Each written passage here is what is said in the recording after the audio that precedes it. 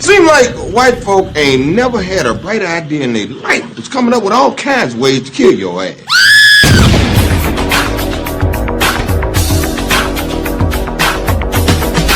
Coon train is coming. Coon train is coming. What about black on black crime? College motherfuckers think y'all run everything. Motherfucker. What? Motherfucker. You owe me some money, motherfucker. What you motherfuckers talking about? Motherfucker, I eat everything. I eat the pussy, I eat the butt, I eat every motherfucking thing. Motherfucker out. Wearing a mask. He's the only leader wearing a mask during a Zoom call. After more than 500,000 Americans had already died before his first 100 days were even up, Joe Biden did something inexcusable. He wore a mask when he didn't need to. President Biden's highly anticipated global climate summit happened this week. Biden, the only one wearing his mask. Does he think he can catch COVID on a Zoom call? Why the heck was Joe Biden wearing a mask on a Zoom call? You've got leaders from across the world sitting there virtually, and he's got a mask on. What in the world is he doing sitting all by himself wearing a mask? He's the only leader wearing a mask during a Zoom call where he doesn't have anyone else around him, sitting there by himself. It's bizarre, it's baffling, bewildering. He's fully vaccinated. He's sitting by himself on a Zoom call, and he's wearing a mask because he thinks that makes us appear tough to the rest of the world. If Joe Biden wants people to get vaccinated, start setting an example. Take your mask off when you're alone in front of your Zoom camera. That's a good example for the rest of the country. Joe Biden should go on national TV, take his mask off, and burn it. That's right. Joe Biden wore a mask even though he was completely alone on a Zoom call. What is he hiding under there? Hillary's emails? Honestly, people, there's something wrong with this guy. Wearing a mask when you're alone is like washing your hands when you're alone. There's no good reason for it. And this is especially bad for a president to do because everyone knows you have to project strength on a Zoom call. I mean, that's why I start every meeting with the sound of me on the toilet to assert dominance. Good morning, everybody. Oh, and by the way, you know who else wore a stupid thing on his face for no reason? Nelly. You did not have a cut that whole time, you liar. That would have healed a long time ago. Well, guess what, Joe Biden? You can be a little bitch if you want to, but Rand Paul is right. And this is what I think about your mask. PolitiFact rated this claim as false. President Biden did occasionally wear a mask during the Zoom summit, but he was not alone in the room. He was joined at various points by staff and members of his cabinet. Okay, well, it's a new low even for Tucker Carlson of Fox News, who this week urged his viewers to harass and threaten parents and their children for wearing masks, and to use 911 and police to enforce his attempt to criminalize a piece of cloth. As for forcing children to wear masks outside, that should be illegal. Your response when you see children wearing masks as they play should be no different from your response to seeing someone beat a kid in Walmart. Call the police immediately. Contact Child Protective Services. Keep calling until someone arrives. Why does he always look confused? Well, anyway, we now know that the male version of a Karen, with 911 on speed dial and a sense of presumed authority over other people's lives, should from this day on be called a Tucker. Tucker wants his America to unleash the hounds during a time when police violence is under unprecedented scrutiny. None of that matters to Tucker. He thinks masks are like the pins North Koreans wear to show obedience to their leader. Never mind that he demands obedience from his followers, encouraging his Tucker mob to find you at the playground, the zoo, or inside a bouncy castle and interrogate you for making a personal choice about how to protect your kids. The thing is, this isn't really about masks, is it, Mr. Microwave Meals Air? Because we know, and Tucker, we think you know too, that conservatives are just really angry that they've lost control of American society and culture.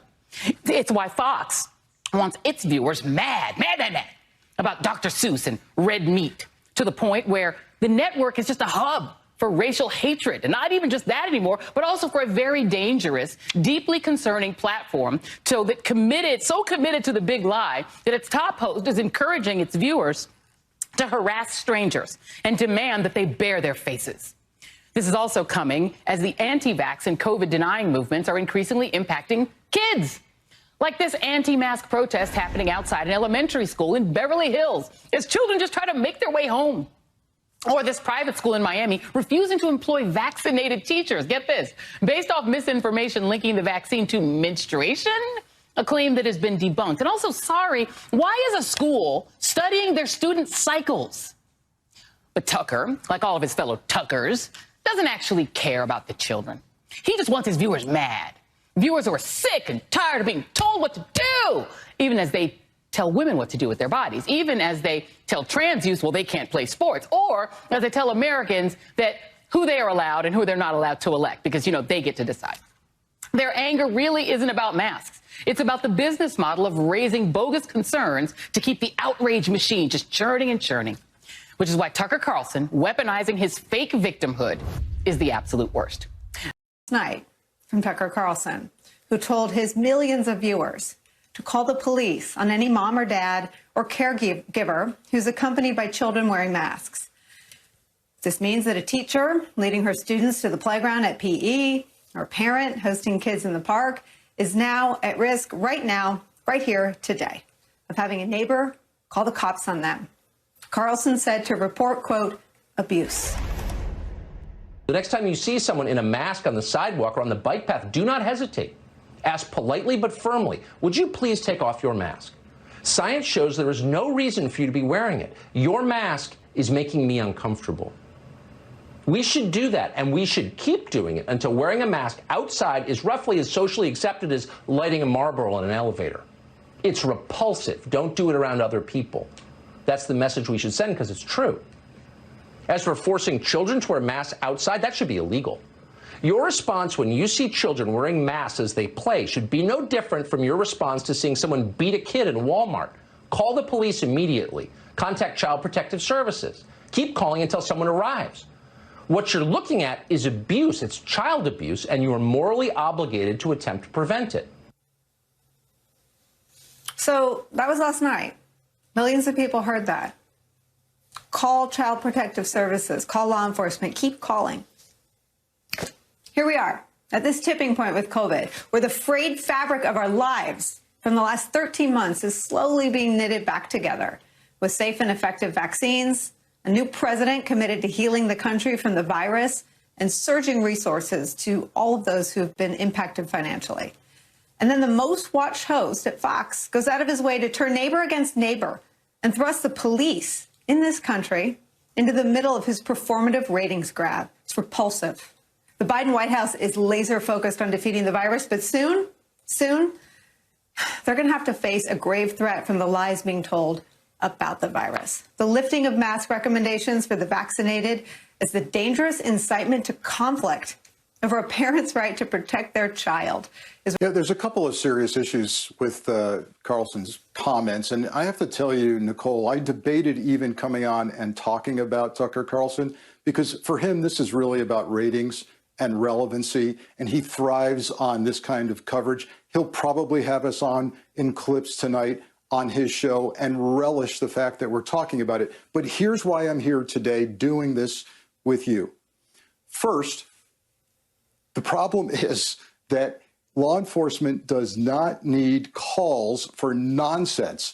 The same hosts on Fox who every night tell us that our cities are in chaos with violent crime out of control are now telling us, call the police if you see a parent trying to care for their child and keep them healthy. The police don't need their calls. In fact, in many states, a false report to the police, and specifically a false claim of child abuse, is a crime in that state. So he's essentially telling people to commit a crime. The other problem with this, Nicole, is the nexus to violence. That's what concerns me the most. We have a track record with the Fox base, the Trump base, which are one and the same, over the last 4 or 5 years, committing acts of violence because of something somebody said who they view as a leader, whether it's ingesting aquarium sanitizer or whether it's the El Paso Walmart shooting subject shooting people because of words that Trump said, or whether it's the January 6th insurrection. Carlson seems not to understand the nexus between words and violence. And if he were responsible and mature, he'd get on his show tonight and he would say, I did not mean to tell people they should confront each other on the street about wearing a mask because I don't want violence. But I'm fearful that there will be violence if he doesn't retract the statement.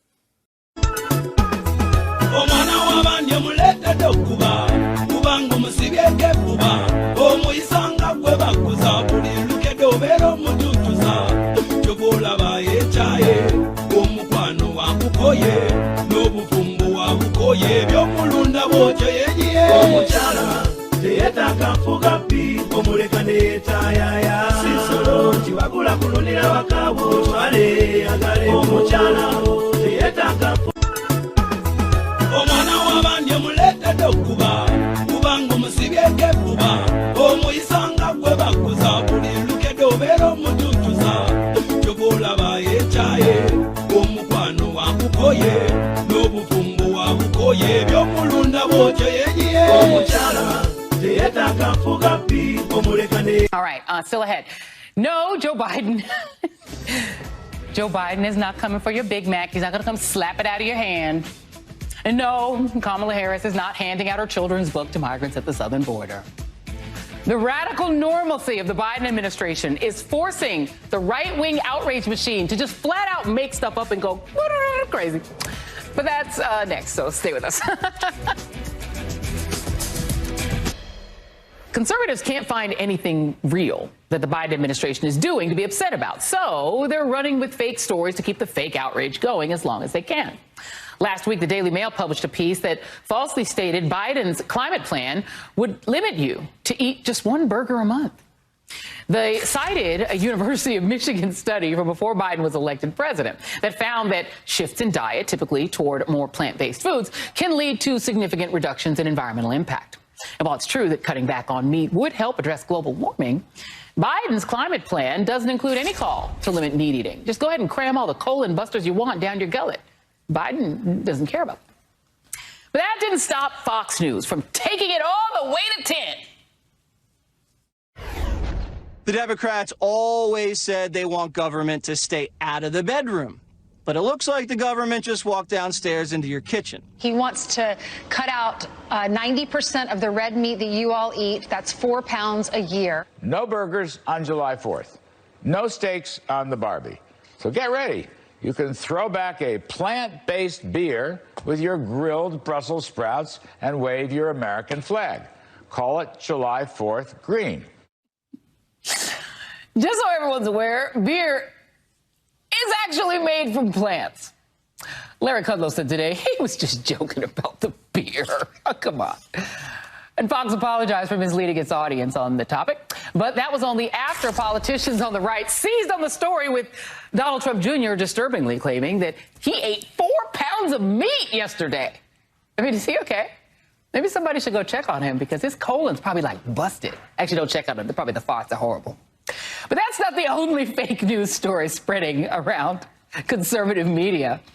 The New York Post wrote, then later deleted, a story claiming that a book written by Kamala Harris was included in welcome kits to migrant children. Fox wrote its own version of the article, and did multiple segments on the story. Republican politicians like RNC Chair Ronna Romney McDaniel asked if Harris was profiting from Biden's border crisis. Spoiler alert, she's not.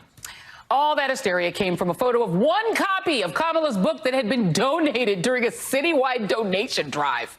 Fox has since walked back their report, like they did on Dominion stealing the election after Dominion sued everybody. And, well, maybe the idea that COVID isn't real and, you know, the idea that Tucker Carlson hosts a news show. But I digress. Joining me now is Joan Walsh, national affairs correspondent for The Nation, and Charlie Sykes, editor-at-large for The Bulwark. I need to check on both of you and make sure that your hamburgers, spelled the Trump way properly, are okay.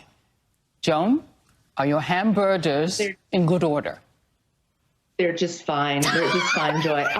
I'd like to just laugh at this because it's hilarious. But on the other hand, I didn't think it was possible that Fox could get worse, but they have.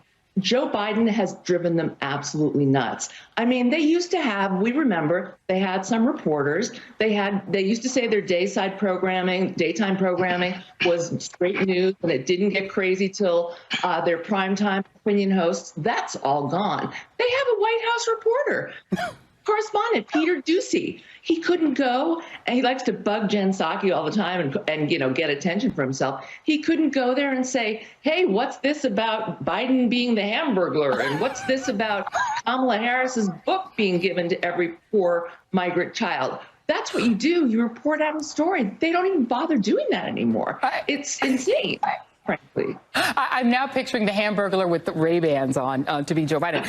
Charlie Sykes, you tweeted out a thing. I mean, that a right-wing, 29-year-old wrote about how I'm not going to get vaccinated just because me not being vaccinated owns the libs and it makes them mad. It's like, baby, if you end up in the ER, I'm not the one who's going to be mad. You're the one who's going to be in the ER. You're the one who's going to be on a ventilator, not me. Like, they actually think that I will risk death just to own the libs. That is crazy. What is happening?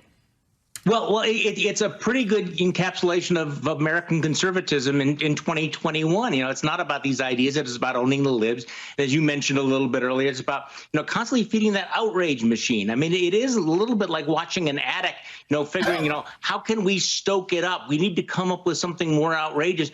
But what's really interesting, you talked about Joe Biden's normalcy. But, let me just look at it in a slightly different way.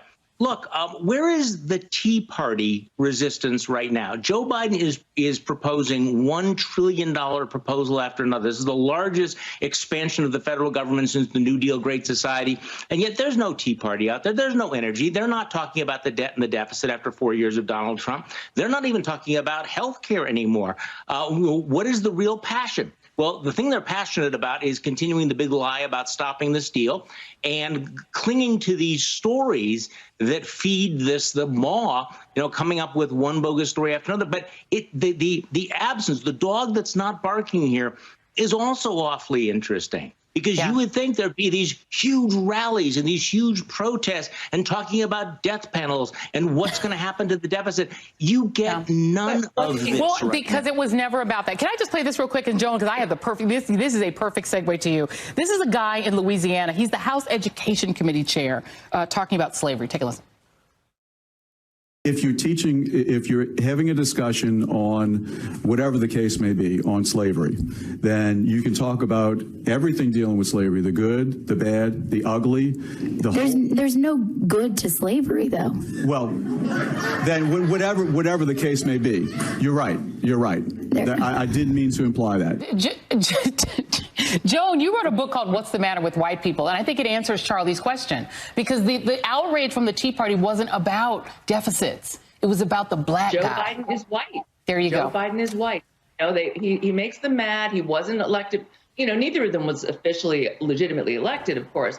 But Joe Biden is white, so they're not out there in their funny hats and their American founder costumes with, hideous racist pictures of Obama. It was never about the debt. And you and I were saying that back in 2009, in 2010. It was never about the deficit. It was about one thing, and we know that now. And God bless that woman for standing up and saying there was no good about slavery. Indeed. And Charlie, one of the things, and I do recommend people read this book, What's the Matter with White People, because it goes through the fact that the New Deal and the things that a lot of white working class people used to really cherish, they now hate because they just associate it with black people. And they say that the things that saved their own families throughout the 1940s and 50s are all now welfare, and they're all bad because diverse people get access to them.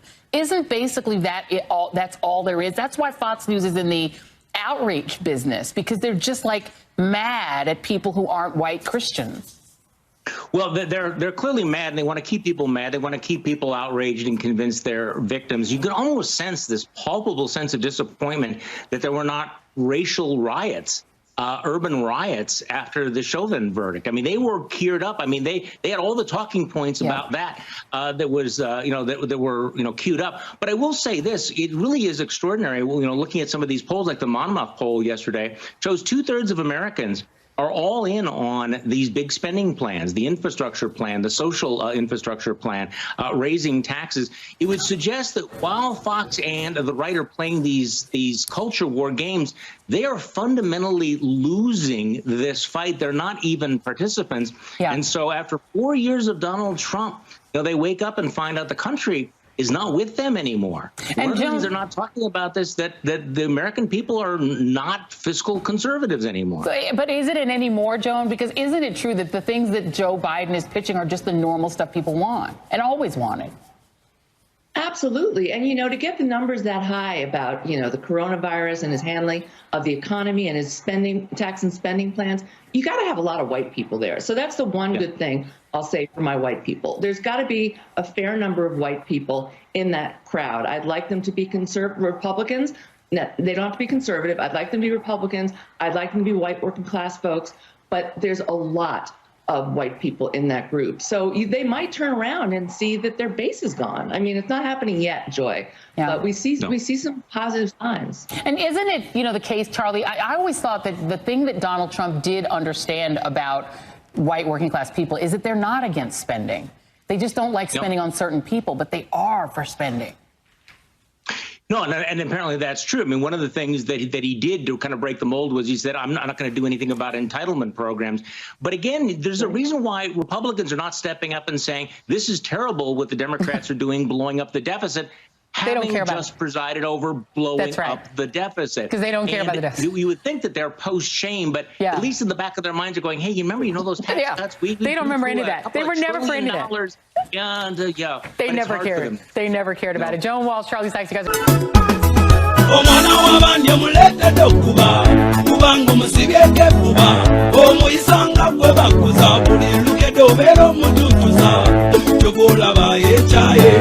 omukwano wakukoye n'obuvumbu wakukoye by'omulunda bw'okyoyenyiye omukyala teyetaaga nfuga pi omuleka neetayaya sisolo kiwagula kulunira wakabo otwale yagale omukyala teyetaaga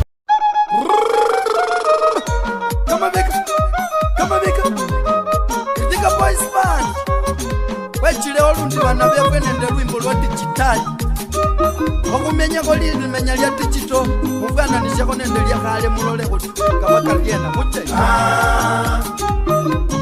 bindu bichenjanga silone kumuzinywe baliya bange kayomba boleleko bindu bichenjanga silone kumuzinywe nyweke muboleleko koya mungebulile bindu bichenjanga silone kumuzinywe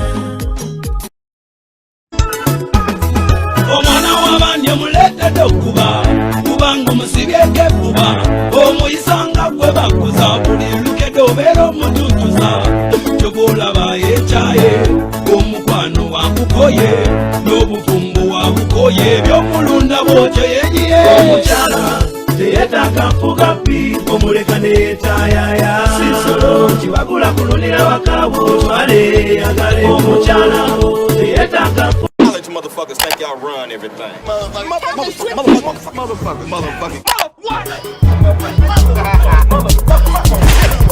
You owe me some money, motherfucker. You motherfuckers talking about? Motherfucker, I eat everything. I eat the pussy, I eat the butt, I eat every motherfucking thing. Motherfucker, I'll chew his ass up, motherfucker. Smart motherfucker. English, motherfucker. We're not gonna store the motherfucker. I'm on the motherfucker. I'm a mushroom cloud laying motherfucker. Hey, your clothes, motherfucker. Sewer rat may taste like pumpkin pie, but I'd never know because I wouldn't.